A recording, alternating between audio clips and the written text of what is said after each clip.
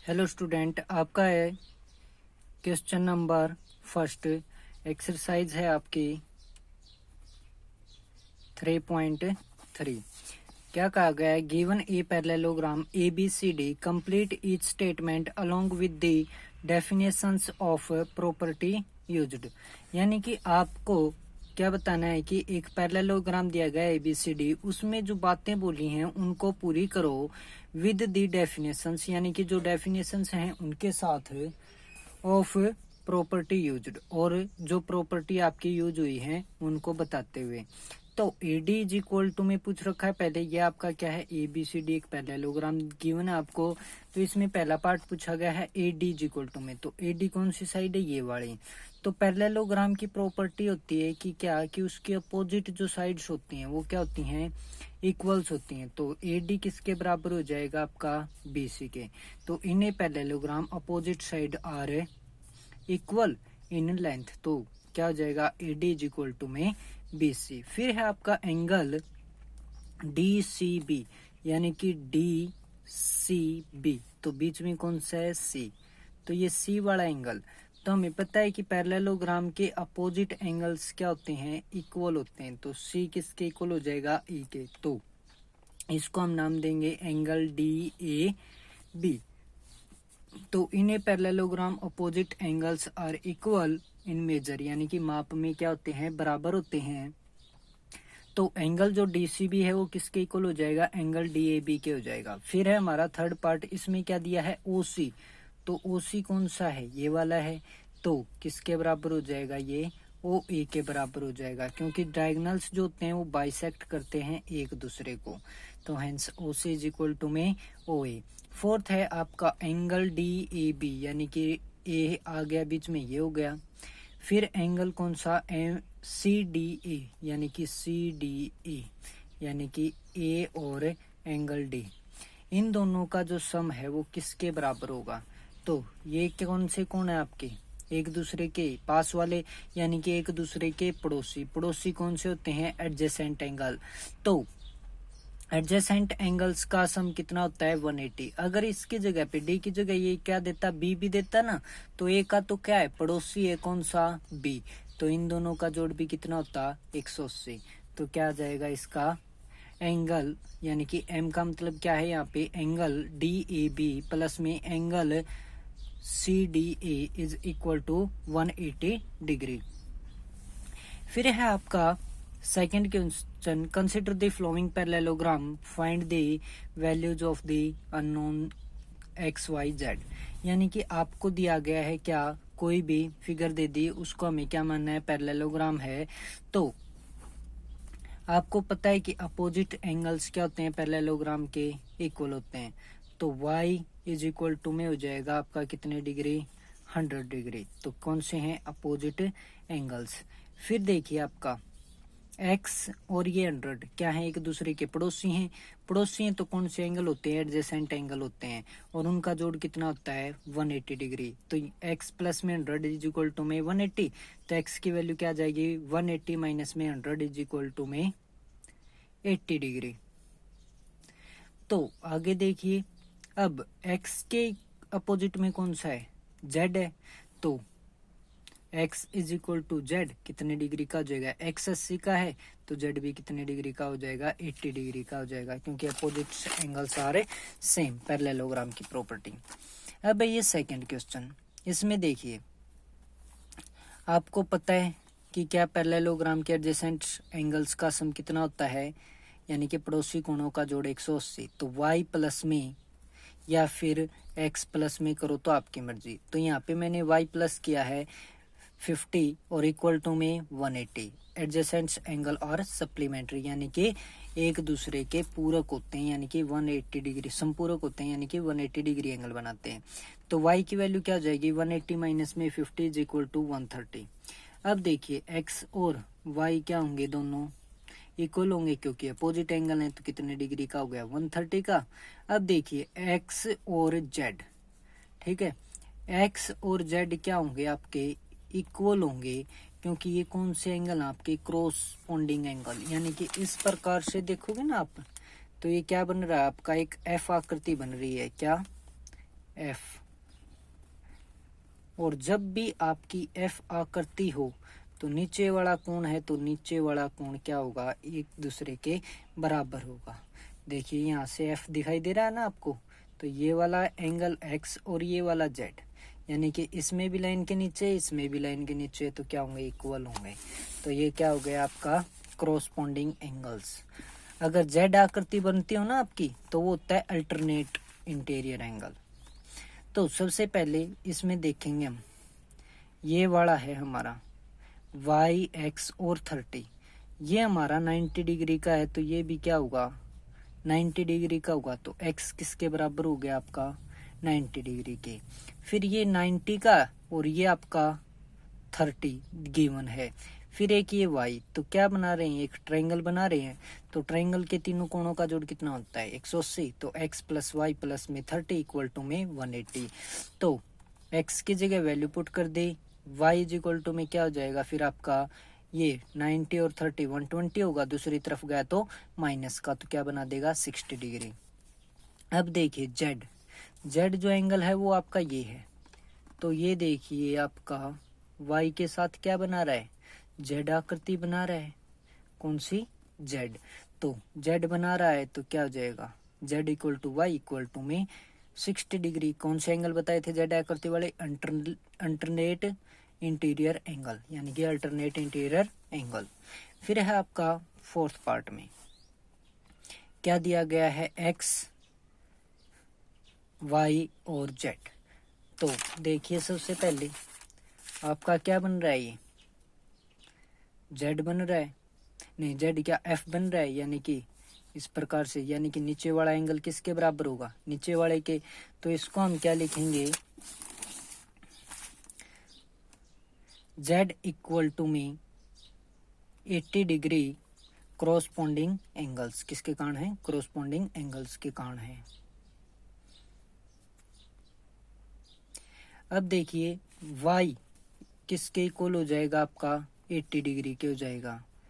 क्यों हो जाएगा, क्योंकि क्या है आपके अपोजिट एंगल हैं, तो अपोजिट एंगल्स आर इक्वल। फिर आपको पता है कि एडजेसेंट एंगल्स का जो सम होता है वो कितना होता है आपका 180 डिग्री। तो x प्लस में 80 इज इक्वल टू में क्या हो गया आपका 180 डिग्री। तो एडजेसेंट एंगल आर सप्लीमेंट्री, तो x बराबर में आ जाएगा आपका 180 माइनस में 80 इज इक्वल टू में 100। दोबारा से देख लीजिए, आपका ये 80 डिग्री का, तो ये भी क्या होगा 80 डिग्री का होगा, क्योंकि आप इसको घुमा के देखोगे तो क्या आएगी आपकी एक एफ आकृति आएगी। एफ आकृति जब भी बनती है तो कौन से एंगल होते हैं आपके कॉरस्पॉन्डिंग एंगल्स, तो कॉरस्पॉन्डिंग एंगल्स हैं, तो z इज इक्वल टू में 80 डिग्री। अब देखिए y इक्वल टू में होगा 80 डिग्री, क्योंकि अपोजिट एंगल क्या है, सेम है। और x प्लस में 80 यानी कि पड़ोसी जो कोण है, यानी कि एडजेसेंट एंगल, वो क्या होंगे आपके, उनका सम कितना होता है 180। तो ये लेंगे हम, तो x बराबर क्या हो जाएगा 180, ये 80 यहाँ पे प्लस का था, दूसरी तरफ गया तो माइनस का, तो कितना आ गया 100 डिग्री।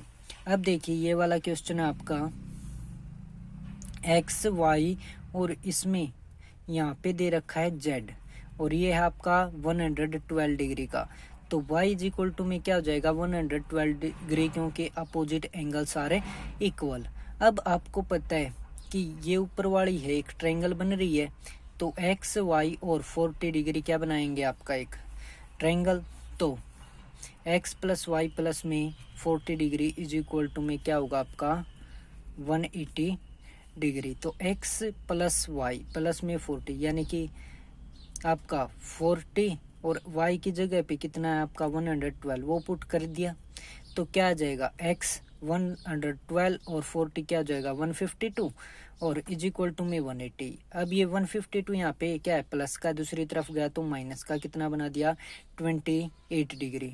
अब देखिए ये वाला जो एंगल है आपका, ये कौन सा है z, ये क्या बना रहा है आपकी, यहाँ से देखोगे तो क्या बना रहा है z, तो यानी कि ये एंगल और ये एंगल आपका क्या होगा इक्वल होगा।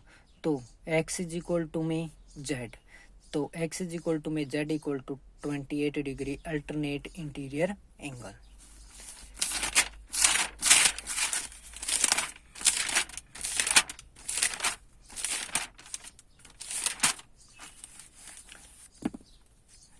अब है आपका क्वेश्चन नंबर 3।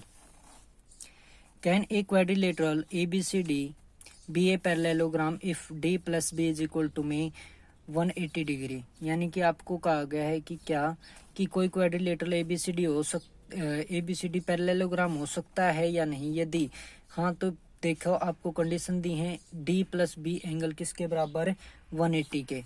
तो D और B एंगल यानी कि आप बना के देखोगे कोई भी पैरेललोग्राम,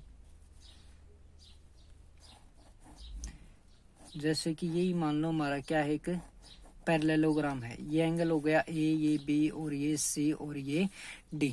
तो इसने कहा है कि B और D यानी कि ये वाले दोनों एंगल, तो पैरेललोग्राम में क्या होता है कि अपोजिट एंगल्स क्या होते हैं बराबर। तो हो भी सकता है कि भाई ये 90-90 के हों दोनों, तो क्या हो सकता है आपके पैरेललोग्राम की प्रॉपर्टी प्रूव कर रहा है कि अपोजिट एंगल्स आर इक्वल, क्योंकि 90 और 90 क्या होंगे 180, तो बी और डी का जोड़ भी कितना हो जाएगा 180। लेकिन अब मान ले कि ये 90-90 के ना हो तो क्या है, मान लेते हैं कि 89-89 के हों, क्योंकि अपोजिट एंगल इक्वल होते हैं पैरेललोग्राम के। तो हमारा क्या होगा कि ये दोनों एंगल्स तो इक्वल हो गए, लेकिन क्या है इनका जो सम बनेगा वो कितना बनेगा 178 बनेगा, तो 180 के इक्वल नहीं बन रहा।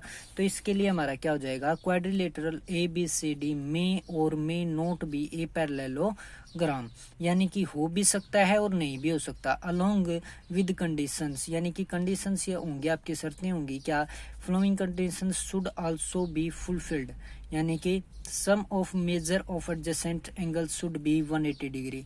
यानी कि एडजेसेंट एंगल का जोड़ तो कितना होता है हमें पता है कि 180 डिग्री का होता है, ठीक है। तो इसमें क्या है 180 डिग्री होता है ना, तो ये हमने 90 का माना, तो ये भी 90 का, ये भी 90 का और ये भी 90 का, सारे के सारे 90 के आएंगे। Angles should also be the same measurement, सभी के सभी जो यानी कि अपोजिट एंगल्स भी होंगे वो भी क्या हो जाएंगे सेम मेजरमेंट के हो जाएंगे। तो अब है आपका सेकंड में ए बी इक्वल टू में DC, यानी कि ये वाली है इसके इक्वल में ये दे दी कितनी है 8 सेंटीमीटर। अब दिया गया है इसमें AD इक्वल टू में 4, यानी कि ये तो दे दी 4। अब BC है वो दे दी कितनी 4.4। तो ये दोनों जो अपोजिट साइड है क्या इनकी लेंथ इक्वल है, ये तो 4 की और ये 4.4 की, तो दोनों की जो लेंथ है वो सेम नहीं है। Opposite sides AD and BC are of different length, तो डिफरेंट लेंथ्स की हैं, तो क्या हो जाएगा आपका 9। फिर है आपका थर्ड पार्ट, उसमें आपको दिया गया A की वैल्यू 70 एंड C की वैल्यू 65।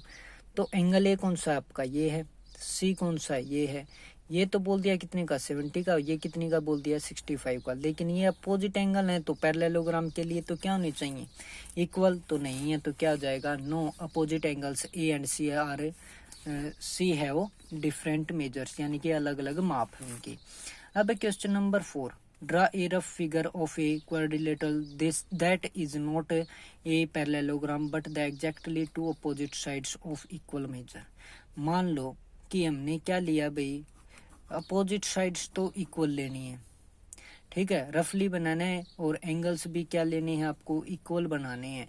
तो इसमें क्या है हम एक पतंग के जैसे आकृति बना लें कोई, उसमें क्या है कि अपोजिट साइड्स होती है ना वो इक्वल होती हैं, एंगल्स भी क्या हो जाएगा आपका इक्वल हो जाएगा। मान लेते हैं कि ABCD क्या है कोई आपका क्वाड्रिलेटरल है, चतुर्भुज है, जिसमें क्या है आपके B एंड D क्या हो जाएंगे इंटीरियर एंगल हो जाएंगे, B एंड D अपोजिट एंगल हो गए।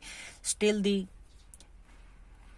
Quadrilateral ABCD is a not parallelogram, तो वो क्या है आपका पैरेललोग्राम नहीं होगा as the measure of remaining pair of side opposite angles, यानी कि जो इन दोनों एंगल्स को आप मेजर करोगे ना तो वो क्या है आपके अलग अलग मिलेंगे। तो इस वजह से आपको क्या है कि पैरेललोग्राम है वो पॉसिबल नहीं है। तो A एंड C कौन से हो जाएंगे ये वाले एंगल आर नॉट इक्वल, तो बराबर नहीं होंगे। क्वेश्चन नंबर है 5, the measure of two adjacent angle of a parallelogram are in the ratio 3:2, find the measure of each of the angles of the parallelogram. तो let common ratio of angles is equal to में x, let the measure of two adjacent angles, सबसे पहले तो common ratio मानना होता है हमें, वो माना हमने x। तो इसमें हम मान लेते हैं कि एडजेसेंट एंगल जो है वो ए है और बी है। जैसे कि यही मान लो ए और बी, इन दोनों का जो समय यानी कि पहले एंगल ए लिखेंगे वो क्या होगा, किस रेशियो में दिया गया था, 3:2 में, तो 3x, और बी वाला है वो क्या हो जाएगा आपका 2x। We know that the sum of measure adjacent angle is 180 degree. तो a प्लस बी है वो किसके बराबर, 180 के। तो 3x plus 2x is equal to 180, 5x is equal to 180, तो x की वैल्यू आ जाएगी 36। अब x की वैल्यू को a एंगल में पुट करो, b में पुट करो, तो a की वैल्यू आ गई 108 और b की आ गई 72। इसी प्रकार से एंगल a के अपोजिट कौन सा होता है, एंगल c, और b के अपोजिट कौन सा होता है, d। तो क्या हो जाएगा, a इक्वल टू सी कितना 108, B equal to D equal to कितना आ जाएगा 72 डिग्री। अपोजिट एंगल्स हैं ये आपके। तो hence the measure of the angles of the parallelogram are 108, 72 degree, 108 and 72 degree. अब आपको दिया गया है क्वेश्चन नंबर 6, उसमें दिया गया है two adjacent angles of a parallelogram have equal major, यानी कि एडजेसेंट एंगल है ना वो दोनों के दोनों क्या आपके बराबर हैं। तो find the measure of each of the angles of the parallelogram. तो मान लेते हैं कि ये हमारा कोई भी पैरेललोग्राम है, इसमें ये एंगल ए है और ये एंगल बी है। तो ये दोनों क्या है, इसने कहा है कि अकॉर्डिंग टू क्वेश्चन क्या है, दोनों इक्वल। तो एंगल एडजेसेंट एंगल्स का सम कितना होता है, हमें पता है 180 डिग्री, यानी कि पड़ोसी कोणों का जोड़ कितना 180। तो angle A plus angle B हो गया आपका 180 डिग्री। तो ए और बी क्या है, दोनों इक्वल है। इसने कहा है कि क्या है, एडजेसेंट एंगल जो है वो दोनों इक्वल है। तो बी की जगह हम क्या पुट कर सकते हैं, ए, क्योंकि बराबर है तो इसमें पुट करते हैं एंगल ए, बी की जगह एंगल ए इक्वल टू में 180। तो 2 बार हो गया एंगल ए, तो 2 times angle A equal to 180 degree. अब ये 2 यहाँ पे मल्टीप्लाई में दूसरी तरफ गया तो डिवाइड में, ए की वैल्यू आ गई 90 डिग्री। तो एंगल ए और एंगल बी कितना हो गया 90 डिग्री। एंगल ए के अपोजिट में कौन सा होता है, सी वाला, और बी के अपोजिट में डी वाला। तो सभी जो एंगल्स हैं वो आपके कितने आ जाएंगे 90 डिग्री के आ जाएंगे।